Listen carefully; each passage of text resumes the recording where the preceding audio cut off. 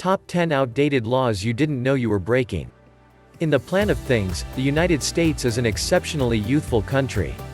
In any case, 245 years is sufficient time for an administration to pass a large number of laws, re-examine those laws, fix those laws, and supplant them with additional.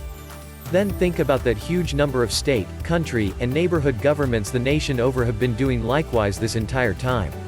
Include along with everything else, the U.S. is an extraordinary social mixture, wherein many nationalities, religions, and associations have competed for social noticeable quality, with their overall commitments differing fiercely across space and through time. As you'd expect, it has prompted some intriguing statements, addendums, provisos, and escape clauses in what is or isn't legitimate in a given spot. Here are 10 of those laws. Laws that are exceptional, amazing, old, or outright confounding yet which you may be breaking at the present time. 10. Cursing.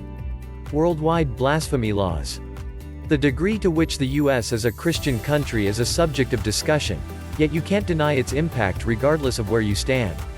In case you're similar to me and experienced childhood in New England, you can't stay away from the Puritan effect on place names, tourist spots, and even right up till today its laws. Most well known are the blue laws, which actually confine certain exercises on Sundays. Be that as it may, an amazing leftover of this time is against profanation laws.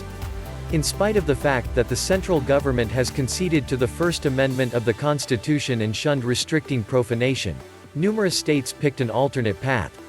To this day, it is illicit to disrespect the Christian God's name in at any rate Massachusetts, Michigan, Oklahoma, South Carolina, and Wyoming. In spite of the fact that no official would implement the law, and no legitimate allure would end for the obsolete laws, many are as yet on the books. God damn it if that isn't fascinating. 9. Sharing your password. Sharing your password ruled a federal crime, the No. The U.S. PC Fraud and Abuse Act of 1984 will come two or multiple times here. The demonstration was an exceptionally groundbreaking measure from the national government, yet as you can envision, any standard intended to administer the web as it existed in 1984 will make some intense memories remaining significant here in 2021. Side note. The action was made to a great extent since certain individuals from Congress thought the Matthew Broderick science fiction film War Games would materialize. Anyways, one little piece of the action made sharing your secret word illicit. Unlawful, yet possibly a lawful offense. Believe it or not. In the event that you need to share your login data with grandmother so she can watch The Crown, you could confront real prison time. Furthermore, nobody ought to get prison time for watching The Crown. That ought to be saved for Iron Fist. 8. Swearing at a sporting event. Will police stop individuals for reviling? More by and large than profanation, laws against any swearing have existed since the nation's beginnings. Once more, the government has adhered to its First Amendment position, yet neighborhood government laws run the range. They range from the total insurance of discourse to explicit and regularly little-known standards about specific words and phrases. One of the best, for the most part for its pointlessness, for clear reasons, is the standard in Massachusetts against swearing at a game. Truly. Red Sox fans can't legitimately swear at visiting Yankees. Also, since the standard applies statewide and to every single game, telling your little cousin they kicked in their youth baseball matchup in, say, the Berkshires is illicit and deserving of a $50 fine. I expect they'll mail that to me soon. 7. Bingo games going long. Top 10 motivations not to move to North Carolina. Bingo limitations is 1. In North Carolina, an association can hold a limit of 2 bingo games each week, and each game can't last more than 5 hours. No 2 games can be held inside 48 hours of one another. No 2 associations can utilize a similar area for their bingo games around the same time. The greatest monetary reward for any bingo game, regardless of its size, is $500. Any infringement of these standards renders the bingo games authoritatively betting, and therefore subject to end as well as relinquishment of continues. North Carolina has some genuine obstacles about bingo. It's all so explicit and designated that you simply know there's a succulent history behind everything. Some past-day Walter White of the NC bingo scene whose blue bingo chips turned the world of easy-going geriatric checking games on its head. 6. Going house to house asking for candy over 14. Youngsters could go to jail for trick or treating. Going house to house asking for candy is uncommon on the grounds that the laws administering it for the most part gathered in the previous century as it acquired ubiquity, not from pilgrims who were very specific about their treats. However, in the event that they had restricted pompous families from passing out floss and apples rather than candy, the world would be a superior spot. New trick or treat laws actually spring up every now and then, generally in regards to curfews and parental backup. One law in Chesapeake, Virginia, turned into a web sensation a couple of years prior for forcing a beautiful brutal age limitation on the Halloween occasion. It prohibited youngsters beyond 12-13 years old stunt or treating. Those 13 and more seasoned who endeavored a particularly disgusting demonstration were dependent upon discipline by a fine and even prison time. See.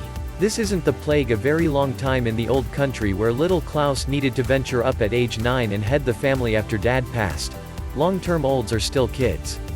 Furthermore, in the event that they need to dress like Spots or Naes or whatever it is kids like these days, they ought to have the option to. This law is verification that something need not be old to be obsolete. 5. Just kinda. Buying alcohol. Utah alcohol laws, 2-Minute Tuesday, living in Salt Lake City, Utah. Numerous states have liquor limitations. Beside the conspicuous lawful drinking age, there is additionally the amount you can purchase, when you can get it, and who you can get it with. On the off chance that you live in Utah, you likely know this better than anybody in light of the fact that, in pretty much every classification, Utah's preclusion period liquor laws are the absolute generally severe in the country. It wasn't until 2009 that Utahans had the option to simply enter bars and drink. Prior to this, they needed to basically select participations at the bars based on their personal preference to drink there. Until 2017, cafes needed to have introduced alleged Zion curtains, obstructions that hang before drink-blending staff individuals to keep the obviously enchantment interaction of blending mixed drinks from the perspective on visitors. It is likewise illicit to make mixed drinks with more than 2.5 ounces of liquor, sell brew more than 5.0% liquor in supermarkets, have any party time bargains, and surprisingly request a twofold. How clever would it be if the law's phrasing didn't specify triples and consumers took to requesting full glasses of bourbon to get sauced lawfully? 4. Utilizing another name online. 11 illegal things you do every day. That Computer Fraud and Abuse Act is back, this time about the names you utilize on the web. Fundamentally, this law says that if a site expects you to utilize your genuine name, inability to do so is a felony. The rationale being that you, with your given name, need approved admittance to the web page, and the online you, without your given name, is the one getting the approved admittance. So you, the genuine you, aren't approved. The act names this hacking. You're carefully intruding and can be fined or even jailed. The rule behind this is sound. You can't deceitfully pretend to be another individual. However, practically speaking, this prompts a ton of precarious ill-defined situations and normal, considerate offenses. For somebody such as myself who hasn't utilized their original name in years, pursuing certain sites with their new name is a wrongdoing except if they've legitimately changed their name. Furthermore, let's be honest, we as a whole make counterfeit email records to pursue additional free preliminaries. 3. Cheating. Infidelity is a wrongdoing that is rarely implemented, besides and separate from court. Michigan has something reasonable of con artists. This isn't some peculiarly explicit generalization you've never known about, simply a question of measurements. There are some all over. In any case, not at all like in other states, cheating in Michigan is illegal. The Michigan Penal Code peruses, any individual who will carry out infidelity will be blameworthy of a lawful offense. Pretty straightforward. But it gets abnormal, proceeding with, and when the wrongdoing is perpetrated between a wedded lady and a man who is unmarried, the man will be liable of infidelity, and at risk to a similar discipline. That's right, for reasons unknown. If a man has an unsanctioned romance with another man's better half, he is a philanderer as well. However, on the off chance that you switch the genders and a lady takes part in an extramarital entanglements with a wedded man, it is no longer infidelity for the lady. So an exercise to all you Michiganders, stay devoted. Except if you're an unmarried lady laying down with another lady's significant other. Then go crazy. 2. Using someone's internet. How do I check if someone is stealing Wi-Fi internet access? So this is the last time we dive into one of the computer fraud and abuse laws. The trilogy was completed. This part of the law that allows unauthorized use of a computer network is illegal. Like all the others, this sounds like a good idea. In many aspects, it is legal for hackers to have free wireless access to unencrypted connections to steal your information on unsuspecting victims, which is commonly referred to as free riding. However, with the advent of Wi-Fi devices that occur automatically, randomly, with access to resources such as Wi-Fi network access, the law becomes murky. For example, many smartphones, tablets, and laptops will automatically search for radio channels and communicate with it while driving. Depending on your interpretation of the laws, as well as the definition of allowed and tolerance for an innocent person driving to a hotel with their smartphone turned on, they may have done so, possibly violating federal law, but several times or several within a few minutes. In addition, all 50 U.S. states have their own laws on unauthorized access to work with the internet. There are cases when this helps to shed light on the case, and sometimes even more difficult. 1. In the bar drunk with top 10 most ridiculous alcohol laws in the U.S. as for the strange laws associated with the sale and delivery of alcohol. Each state has its own laws on how to behave when drinking it. With very few exceptions, drinking in public places is prohibited in the country. The U.S. has its own laws against allowing their cities, towns, and countries to enforce their own fines. There, in particular, it is forbidden to be drunk on the train. In the state of New Mexico, wakeboarding under the influence of alcohol is prohibited. In Wyoming, it's illegal to be drunk in one of my restaurants. But this is one of the best places in Alaska. It's illegal to get drunk in a bar in Alaska. The law states that a person's presence in a state of alcoholic intoxication, in a licensed premises, or the consumption of alcoholic beverages in a licensed premises is prohibited by law.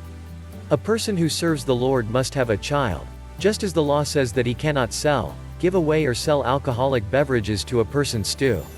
I fell in love with the idea of exchanging for drinks at the bar. There's one on sale for the Donkey family, and you give me a bottle of Instagram. Has good health, so it should not be less than 18 years old.